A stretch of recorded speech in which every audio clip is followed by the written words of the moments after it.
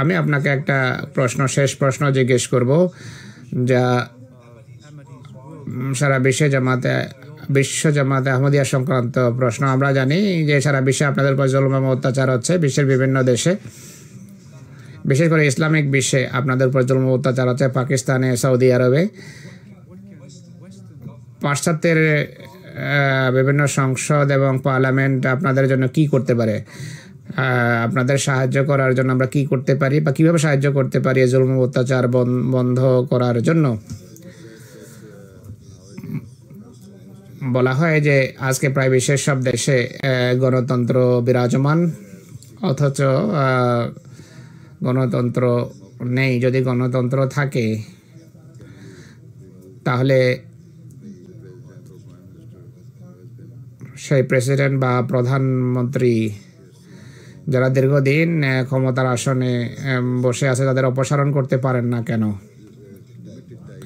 তাই গণতন্ত্র আছে, কিন্তু সীমিত বা পরিবর্তিত ধরনের গণতন্ত্র সেই সমস্ত দেশে কাজ করছে, সত্যিকার গণতন্ত্র নয়।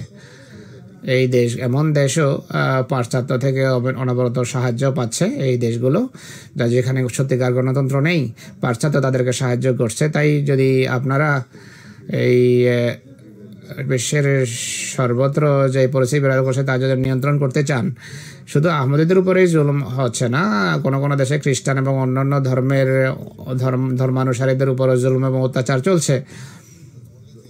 তাই আপনারা সেই সকল দেশের সরকারকে বলুন যে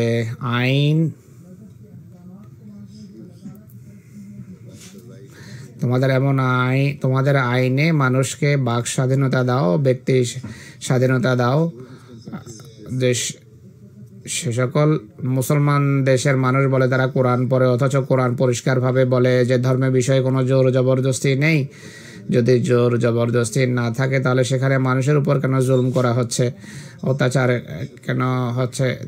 আপনারা চাপ সৃষ্টি করতে পারেন, চাপ সৃষ্টির মাধ্যমেই এটি করা যায়। শুধু আহমদীদের প্রশ্ন নয়, প্রত্যেক ব্যক্তি যাকে তার মৌলিক অধিকার থেকে বঞ্চিত রাখা হচ্ছে বা স্বাধীনতা থেকে বঞ্চিত করা হচ্ছে, তাকে সে স্বাধীনতা দেওয়া উচিত। আপনাকে অনেক ধন্যবাদ। পররাষ্ট্র বিষয়ক স্ট্যান্ডিং কমিটির পক্ষ থেকে আমি আপনাকে ধন্যবাদ জানাতে চাই হুজুর, এখানে বক্তব্য রাখার জন্য। আপনি আপনার দৃষ্টিভঙ্গি আমাদের সামনে তুলে ধরেছেন। আপনি এখানে আরও কিছুদিন অবস্থান করবেন আমি জানি। আমি আপনার সফরে সাফল্য কামনা করি। আশা করি পার্লামেন্টে আবার আপনার সাথে সাক্ষাৎ হবে। অনেক ধন্যবাদ আপনাকে।